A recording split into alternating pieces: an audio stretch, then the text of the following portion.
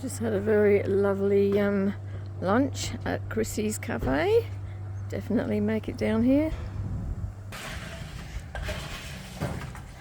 Talk about incorporating the new alongside the old.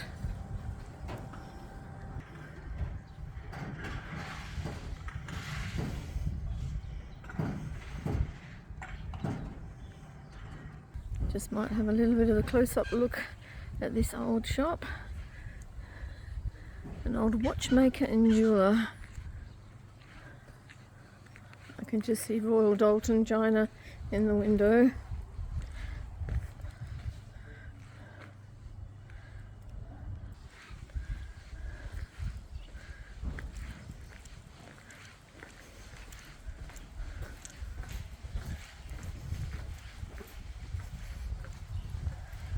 The old green glass.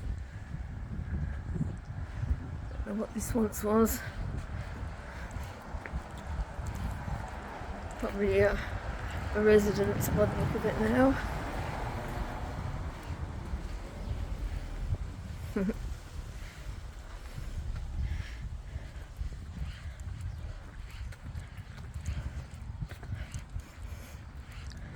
I wonder if this is still operational. It's amazing that they just, they obviously stopped trading, but they still left everything here, which is pretty cool.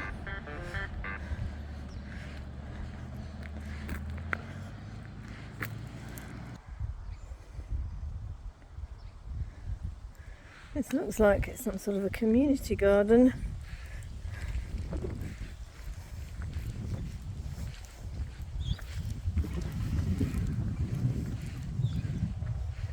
Murtoa's Orchid Cafe. Oh, it's not open.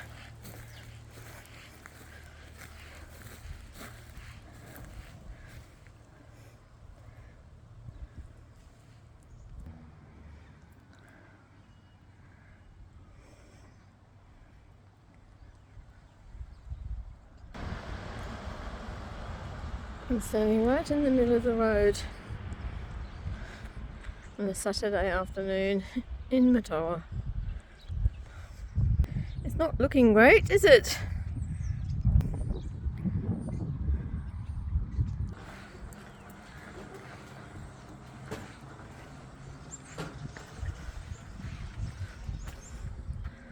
Craft and haberdashery supplies.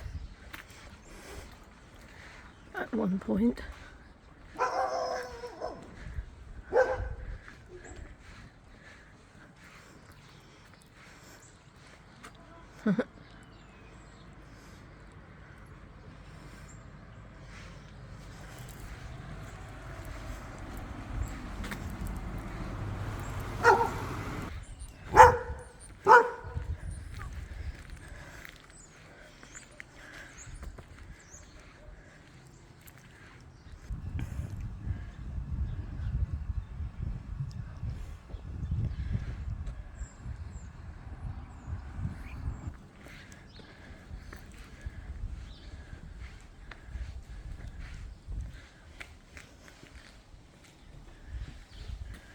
Oh, book exchange. I just picked up 3 free lemons just then.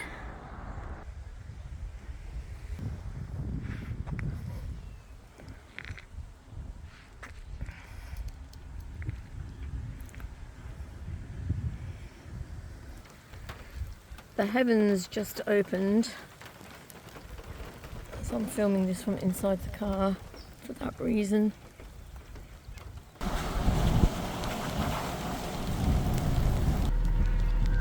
Don't know how current that is, population-wise. So that's the showgrounds, which is next to the lake. It's the best I can do with filming because it's raining still.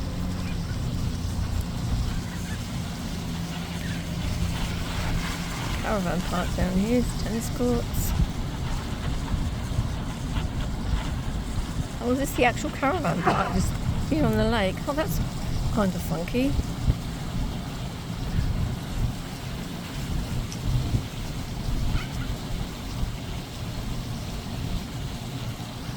So So Graham reckons a doctor used to live there. It was right opposite his nana's house.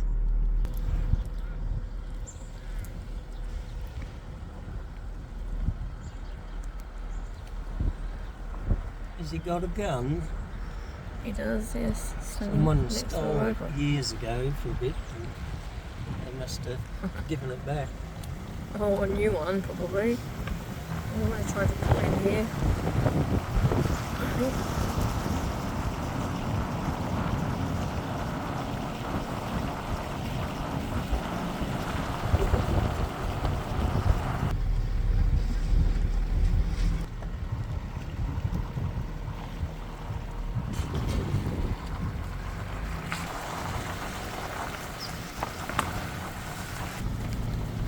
Kiddies playground, which would be handy, I guess, if you're in that caravan park just beside it.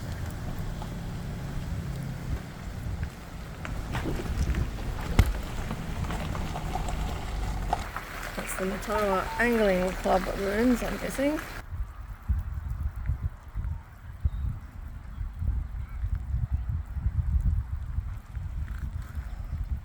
Still raining, spitting on my camera. I hope it doesn't come out all blotchy.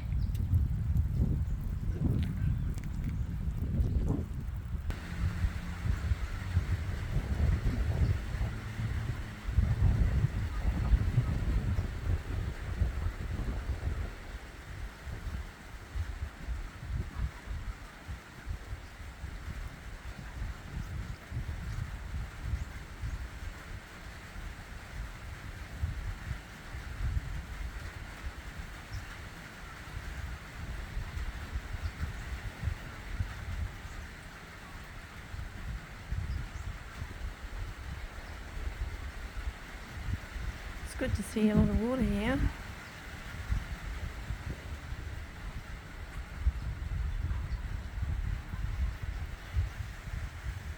Okay, there's only one more street I want to go down, and then we'll go to the stick shed, see what that's all about.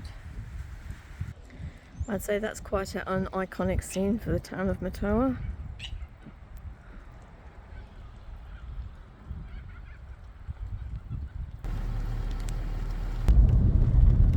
Blowing in there.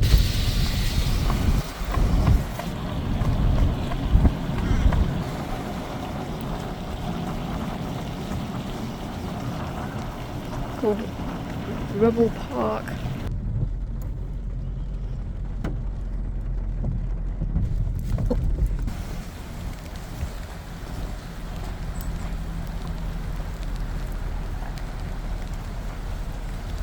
This is the Railway Hotel. That doesn't look like it's open either. Oh, there it comes. 3 days. Pity it's raining. Graham's done a stint of work out here in his younger days.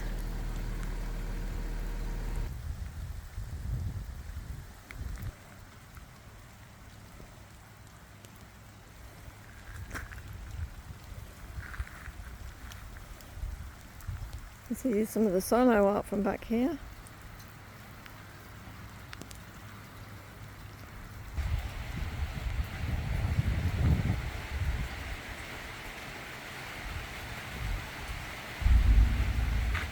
Oh, don't know what that noise was. Are we going to have a lightning storm here? That sounded a bit thundery, didn't it? Yeah, I couldn't mind just all the wagons cooling down.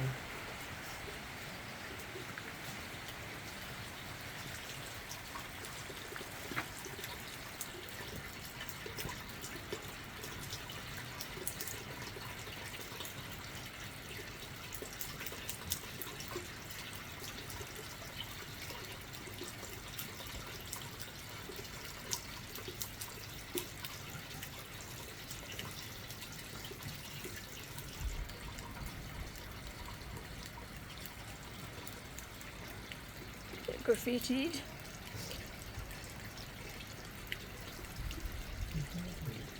It's a shame it's so wet.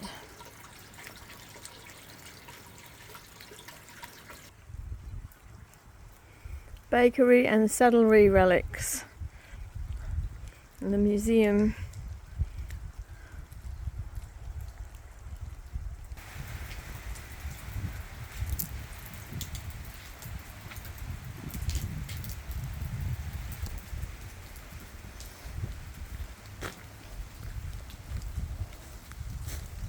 All that black ominous cloud that I saw as I was walking down the street in Murtoa has definitely manifested itself.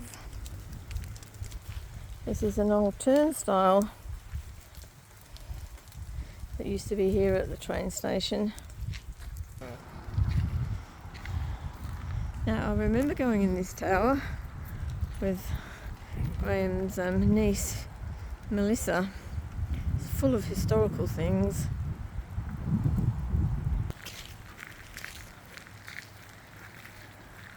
So this railway station was operated from the 17th of December 1878. It became a temporary terminus for the main Western Line until the next stage of the line was extended to Horsham in 1879. For a short period of time, Murtoa was the most important town in the Wimmera. So Graham has done a bit of a stint here. It's so quaint. When I was firing for Vic Rail, I come out here and did relieving because I worked in Wimmera. How far away is that? Oh, probably about 40, 50 k's from here. And then I did most of the branch line that went out to Warwick Nabil and places like that. How old were you? 18. Back in 1684. The rain's gone down to just a little trickle now, and you can see a bit of blue emerging. That's just the front of that museum.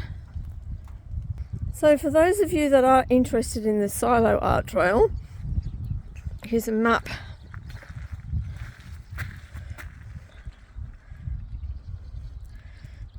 I'll pause it long enough for you to do a screen dump if you want, but I will take a photo of it anyway. It's going to appear at some point on the page. I'm just going to show you this.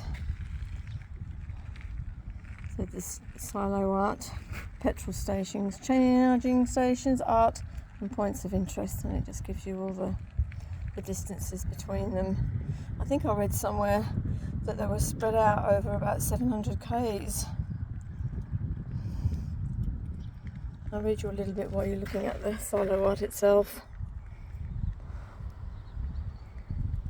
It says the Wimmera Mallee is a major producer of grains, legumes and oilseeds. In the early 1900s, an expanding rail network transported sacks of grain from farming areas to be sold. These sacks were stored on railway sidings, and it was heavy work to load and unload 60 kilos of wheat bags. The wheat sacks were vulnerable to weather and mice plagues, which became a significant problem in the 1920s. Sealed silos were introduced in the 1930s and protect the harvest from the weather and from mice. The silos revolutionised how grain was handled. In 1934, legislation established in the Victorian Grain Elevators Board, now Grain Corp, which built silos near railway lines across the Wimmera and Mallee. By the 2000s, many of these silos fell out of use as road transport replaced rail transport for the region's crops. The Silo Art Trail evolved from the first Victorian work by Guido van Helten at Brim. The artworks painted on the silos celebrated the people and the environment of the Wimmera Mallee. Each artwork has been created by renowned artists who immerse themselves in the community before telling a story about that community.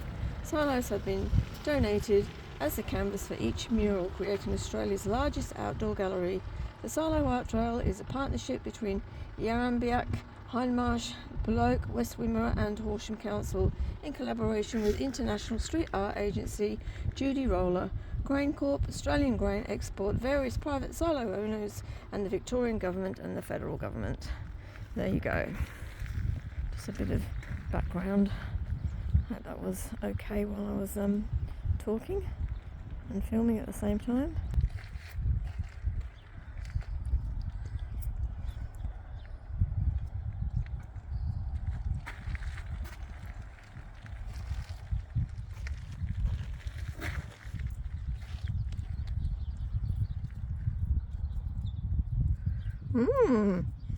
The James Hill Taxidermy Collection is one of the best collections in Australia. That sounds interesting. Just have to film those birds flying over the silos. I don't know why they're circling it for some reason. Here they come.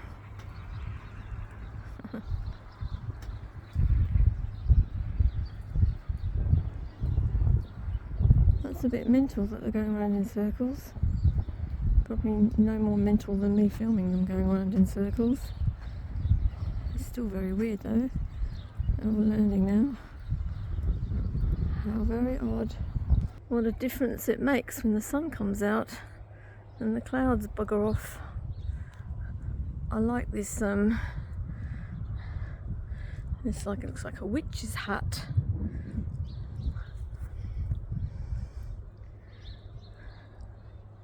I'm going to zoom in.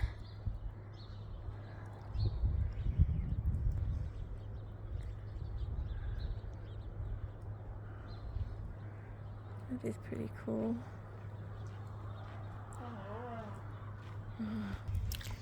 Hi Bernie, if you're watching this, does this Anders Lane have anything to do with your family? Let me know. Oh, look, I think when they disbanded all, I worked on the railways for a few years, so when the CDC would have come through, they would have just dismantled all that out of the single blocks around it. Goodness knows where they ended up. Because I used to live at Young when I grew up. Oh, yeah. From there, and then in '78 I started at Timberlake. I went for a job at Topham Yard just to get away from Chubby, because he was the worst driver there and He's a character, never give you a steer or anything. So I thought, I'm never going to learn. I worked with Kevin Johansson for a bit too. Yeah. He was a character. Yeah. And John Kenford. Yeah, Bull. Yep, Bull. He's still going alright. He lived here in Murtoa for a few years. He's moved down to Hamilton. Okay. His daughter's down there, so he's moved down there. But he's still. I am white. Of course. There you go. It's been a long time. It's been a long time. many years. Alright. I was 8 years at the Sparks, and then I went back to Dynam for another 8 years, and then I went up to the Pilbara for 24 years. So Yes. I might have been in when I The was fairy in wren's eggs. Melbourne, because I used to... Look, I don't know. I know on Marketplace, someone was only just how they would have got them, I don't know. But yeah, look, I even looked up on the top of the old goods sheds that was still over here at the time, thinking, well, it's flown up there. Well, switched going out, because we've lost the staff. So yeah, of course, a bit of grief that week, yeah. At Maryborough. So there were a few staffs at the big door, there was 7 of us. About 130 out of you and out of us 7, and off we went for a few weeks in Maryborough. You know the old days. His eyes just keep following me. I did all my staff, for long. my systems and that in Spencer Street, down there and that kind of thing, all that kind of thing. But yeah, so I enjoyed that until there wasn't West Wimmera Health. So I also went into engineering. So these are the people behind all the taxidermy, Mr. James Hill and his wife Helen. And there he is. So I did that for 9 years. I wonder if he's in one of the corners. Monday to Friday. Would only be fitting if he was. told the story about you. And on one staff out bullshit, he said, keep whining, and you went here, and you went, cling, cling. That's great. It caused a bit of contentions at the We've got 3 there, haven't we? So yeah, so settled to 10 years train driving, so we used to do a bit of their CT before they got their own loco, so freight go. You can go up there and look at more memorabilia. If you want to have a look, this is part of the SCTs, like we used to call pool moves, and then they're all brand new and beautifully white and they're no defeat. Yeah, I remember I was in Dynam at the time. That was parked up in Northern that train. You've seen those flatbeds. But I only had 2 logos on it.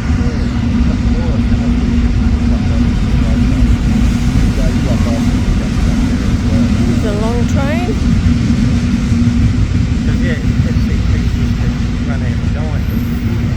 And then, no, that was something else too. They had their own Still going.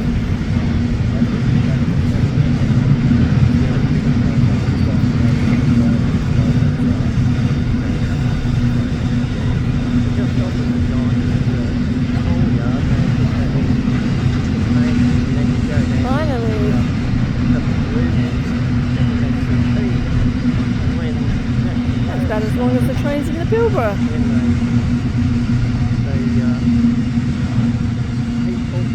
And then all of a sudden, Had 4 chefs come in, so they obviously match meals to wines and sort of local wines and all that kind of stuff. But absolutely brilliant.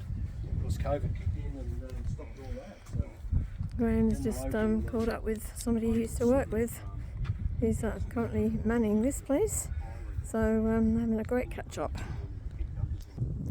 Right, I'm going to stop this video now because, like I say, Graham's just bumped into somebody he used to work with when he worked for Vic Rail, and so we're in that museum for a bit. So I'll stop it now and then I'll pick up the camera again when we get to the stick shed. Bye!